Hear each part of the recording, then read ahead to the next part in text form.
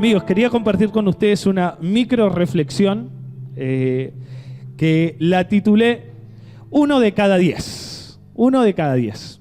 Saben que en esta semana estaba recordando la historia de un personaje de la Biblia que es mi personaje favorito por excelencia. Capaz que alguno puede coincidir conmigo. Y esa es la historia de José. ¿A cuántos les gusta el personaje José en la Biblia? Somos varios los que vamos a tener que hablar con José allá en el cielo, ¿no? Pero bueno, primero soy yo. No, mentira, es re egoísta, ¿no?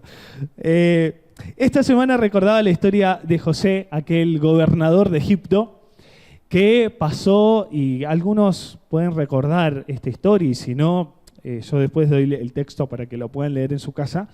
Fue tomado como esclavo, ¿sí? Él tenía muchas razones para ser un hombre desagradecido, ¿o no? Los que conocen la historia. Fue abandonado por sus propios hermanos, fue convertido en un esclavo, traicionado, ¿sí? Tirado a una cisterna, fue esclavo en el exilio en una nación que no era la suya, abandonó a sus padres. La historia de José realmente es huérfano, fue huérfano. La historia de José parecería que los hermanos, a simple historia, ¿no? Cuando uno va leyendo, le arruinan su infancia, ¿no? Le arruinan la vida. Por una decisión egoísta, por creerse que ellos, por envidia, por creer de que José era el favorito y demás, termina pasando lo que le acabo de contar, ¿no? Parecería que la vida de José va de mal en peor.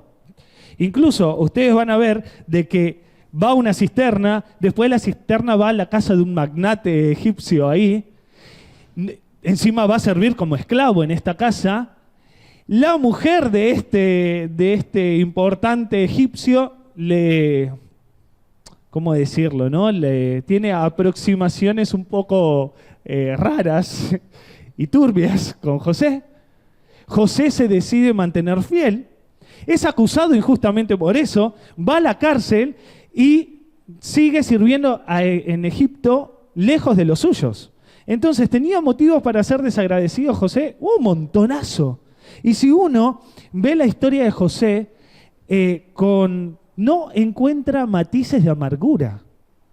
Si uno ve la historia de José y empieza a leerla, vas a encontrar de que hay dramáticos gestos de gratitud que tiene José, incluso con todo lo que le pasó.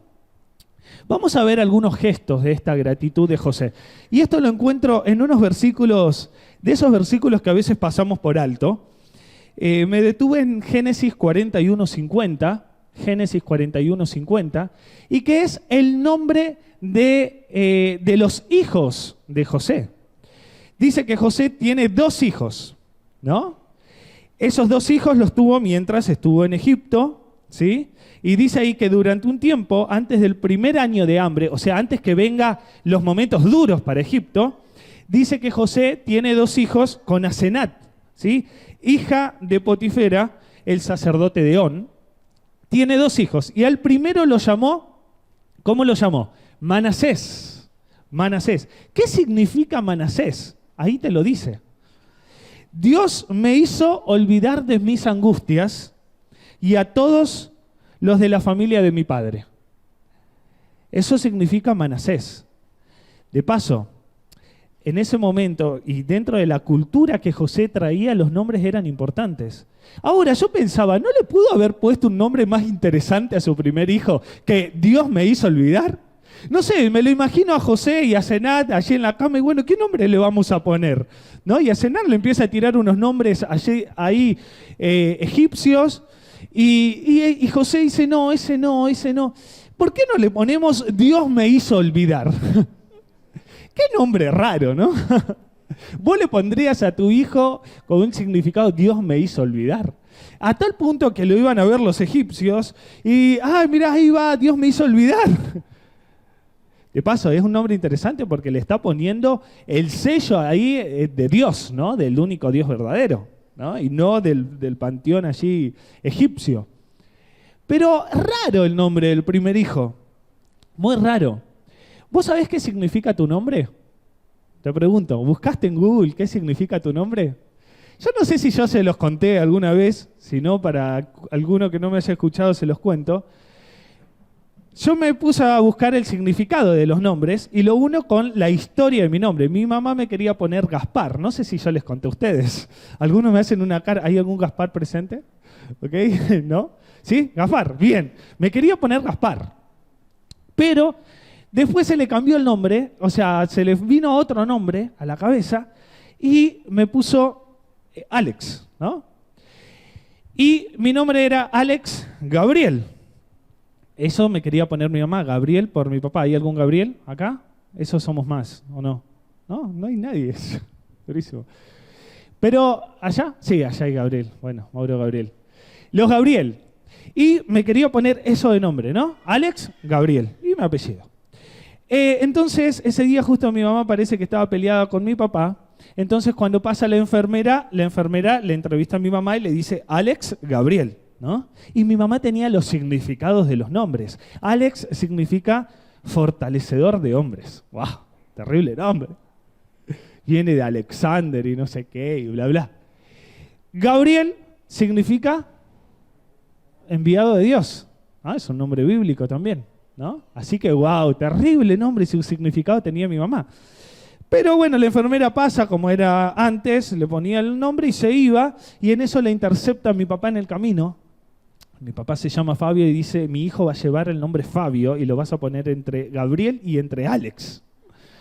Entonces, bueno, me registraron Alex, Fabio, Gabriel. Después mi mamá se entera, y bueno, he aquí el divorcio de mis padres. No, pero mis papás se enteran de eso, mi mamá se entera y dice, ¿cómo le pusiste Fabio? Me arruinaste el significado.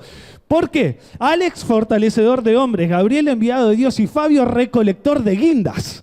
Entonces, agarra y dice, pero ¿cómo le arruinaste el significado? No sé si se los había contado, cualquier cosa, si alguno escucha la historia de vuelta, no hay problema. Pero para mi mamá era importante el significado. ¿Vos sabés tu significado? El significado de Manasés era Dios me hizo olvidar. Y cuando yo veo la historia de José, creo que José quería dejar claro a toda la nación egipcia, incluso a cualquiera que escucha el nombre de su hijo, que después iba a ser el nombre de una tribu muy importante en Israel, que Dios puede restaurar la vida y Dios nos puede hacer olvidar. ¿Cómo Dios nos puede ayudar a restaurar las cosas, incluso olvidar, con todo lo que le habían hecho la familia a José? ¿Cómo? Todo lo que le habían hecho, qué corazón agradecido tenía que tener José y tiene que tener uno para saber mirar el pasado duro, las dificultades. Como decía Ana Paula recién acá, lo duro que pudo haber sido este año, o aquella situación que te haya pasado que te descolocó, y mirarla y mirar todas esas cosas y terminar con gratitud y no perder la sonrisa. O sea, eso realmente es un milagro. Quiero recordarte que incluso en los momentos más difíciles, y la Biblia también lo dice, nos sirven para fortalecer nuestra fe, para fortalecer nuestro carácter. Y quizás ahora que estamos terminando un año nos podemos poner a reflexionar de aquellas situaciones difíciles que nos tocó pasar este año y cómo ellas nos ayudaron, o si no lo podemos llegar a ver todavía, extraer algo bueno. Esas cosas solamente las puede hacer Dios. La mayoría venimos de historias donde venimos peleando, quizás de alguna crisis, quizás venimos sobrellevando crisis tras crisis, o como la historia de José. Podemos decir como José, así como lo expresa el nombre de su primer hijo, todo lo que pasó fue para bendición. Dios me hizo olvidar de mi amargura. Él me enseñó a perdonar. Podríamos decir esto como José. Dios me ayudó a olvidar la amargura. Dios me ayudó a levantarme. Dios me ayudó a poder encontrar incluso un propósito de las crisis y las cosas difíciles que puedan pasar.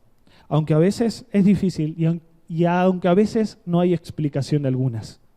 Pero podríamos decirlo como José. El segundo nombre de su hijo fue Efraín, dice el versículo. Y Efraín tenía un significado más lindo. Dios me prosperará, ¿no? o Dios me prospera, o Dios me bendice, en presente. Y es más, el nombre que le pone a su hijo es antes de que vengan los días malos en Egipto. Antes de que vengan toda la crisis. Dios me va a prosperar en el presente. Dios me prospera. Dios me bendice. Dios está conmigo. El nombre del primer hijo honraba la misericordia de Dios. Y este segundo va a proclamar su bendición y va a proclamar su protección. Uno habla de un pasado sanado y otro de un presente lleno de esperanza. Eso podemos encontrar en los significados. El segundo nombre es una declaración de fe, de que Dios bendice. Y podríamos decir hoy, todos juntos acá, ¿Dios bendice? ¿Sí? Repitamos, Dios bendice. Y ahora vamos a ponerlo personal, Dios me bendice. Y ahí está más difícil. Dios me bendice. Así fue cuando José y Asenat estaban en la cama, me imagino, y dijeron, vamos a ponerle, Dios me bendice, porque Dios nos bendijo. Independientemente de todo lo que haya pasado en el pasado, Dios me bendijo, Dios estuvo conmigo. Y saben que la Biblia nos muestra que 9 de cada 10 no agradecen a Dios. Y eso lo encontrás. Jesús, ¿se acuerdan la de los leprosos? Que después los chicos lo van a contar. No le quiero robar la micro reflexión de ellos. Pero 9 de cada 10 no agradecen. O mejor dicho, vamos a positivo, 1 de cada 10 es agradecido. Y la Biblia ya te cuenta esa estadística. Y lo ves en cualquier personaje de la Biblia. Esto lo encontrás ahí en la sanación de los leprosos, cuando solamente uno, y encima samaritano, extranjero, vino a agradecer. Pero Dios, esta estadística se sigue manteniendo y el desagradecimiento está en todos lados, gente. Está dentro de las familias, dentro del matrimonio, dentro del trabajo y dentro de la iglesia. ¿Por qué? Porque creo que a veces es más fácil ser desagradecido que tener gratitud o agradecido. Capaz porque también está en nuestra naturaleza serlo. Quizás te pudo pasar este año de estar quejoso porque no te dieron el crédito que tantos esperabas, o porque se te rompió el auto, ¿no? Y tuviste que pagar un dineral, porque no pudiste comprar la casa. No sé si alguien compró una casa, pero por la economía del país, quizás porque se te rompió el lavarropa, se te quemó la cafetera. Quizás podrías tener un montón de cosas por los cuales quejarte. Y la queja está a la orden del día. Y a veces somos desagradecidos por tonterías. Por tonterías. Y por cosas que quizás no hacen a la vida. O a veces somos desagradecidos por cosas que sí hacen a la vida, ¿no? Pero volviendo a José, ¿hay algún otro personaje en la Biblia que vos encuentres que tiene más motivos que él para ser desagradecido? Quizás Job, que lo pasó. Quizás. Pero José podría cargar con mucha amargura. Pero yo encuentro en la historia de José que él es el uno de esos 10 que tiene un corazón agradecido, independientemente de lo que le haya pasado en la vida. Y ahora, volviendo a las estadísticas, ¿cuál de esos vas a ser vos hoy, en este momento? ¿El que agradece o que vive en la queja o en la amargura? A veces, hermanos, nos quejamos tanto, invertimos tanto nuestro tiempo, y es porque a veces nos falta practicar o vivir la acción de agradecer. Es por eso que hacemos un sábado especial para eso, para practicar lo que es el agradecimiento. Filipenses 4:6 dice, no se preocupen por nada, en cambio, oren por todo, díganle a Dios lo que necesitan y denle gracias por todo lo que Él ha hecho. Y yo me preguntaba, ¿por qué muchas veces somos desagradecidos? ¿Por qué está en nosotros a veces ser desagradecidos? Creo que a veces es porque hemos entendido muy poco o no hemos entendido lo que significa la gracia. Y la gracia la encontramos acá, en este libro. A veces pasamos muy poco tiempo con la gracia. La gracia es un regalo inmerecido. la salvación, y de paso la Biblia te habla todo sobre salvación y sobre un regalo, que la vida es un regalo. Es un milagro que hoy músculos te permitan poder escuchar y haya un cerebro que puedas procesar una información. Es un milagro. Es un milagro de que hoy tu corazón esté latiendo y de que pueda latir más de 3 billones de veces durante toda tu vida. Es un milagro. Es un milagro que tengas pulmones, que puedas respirar. 11.000 litros de aire por día. Es una locura. Y sin darte cuenta. Es un milagro que pudiste descansar, que tenés una cama. Es un milagro que quizás te espera un plato de comida después de esto. Es un milagro la vida. ¿Cuánto tiempo pasamos en agradecimiento a Dios por esas micro cosas que agradecer? Es un milagro. Entender la gracia nos lleva a entender y tener un corazón agradecido. ¿Y saben por qué hablar de agradecimiento? Y termino con esta idea. Porque la gratitud siempre nos lleva a Dios. Porque no hay gracia si no está Dios. Por eso damos las gracias. Incluso pudo ser que el pasado haya sido muy difícil y que hayas tenido un año, permítame la palabra, de porquería. Pero creo que siempre hay cosas para agradecer. Y que estés hoy acá es un agradecimiento. Y quizás estoy hablando para alguien que viene por primera vez acá. O alguien que incluso se alejó y que hoy es la oportunidad. Hoy es un motivo para dar gracias de que estás acá, de que volviste, de que estás escuchando algo diferente. Porque hay un Dios que te llama y hay un Dios que te invita. Dar las gracias que ese Dios que no te dejó tranquila, tranquilo, y estás acá. Hay muchas cosas para dar las gracias. Doy las gracias de un Dios que puede restaurar la vida, que te la restaura por completo, que te da esperanza, que te da ganas de vivir. Es un Dios que cura el corazón y cura el dolor. Miren qué Dios que tenemos. ¿Acaso no es un momento para dar las gracias? Gracias Dios. Gracias Dios, porque hoy yo me quiero unir a ese 10% que ofrece agradecimiento. Yo quiero ser ese 1 de los 10 de la estadística. Y yo creo que si estás acá y hoy vas a agradecer, es porque sos 1 de esos 10. Ahora en un ratito más vamos a disfrutar de un bautismo. Y ahí van a pasar ese 1 de 10 que agradecen a Dios por la vida y que agradecen a Dios que da una nueva vida. Por eso, al disfrutar de este culto, quiero que reflexiones en esto. Demos gracias a Dios. Dios ha sido muy bueno con nosotros. Demasiado bueno. Hoy es momento de dar las gracias. Que Dios te bendiga. Que estas palabras pueden reflexionar y dar vueltas en nuestra mente también.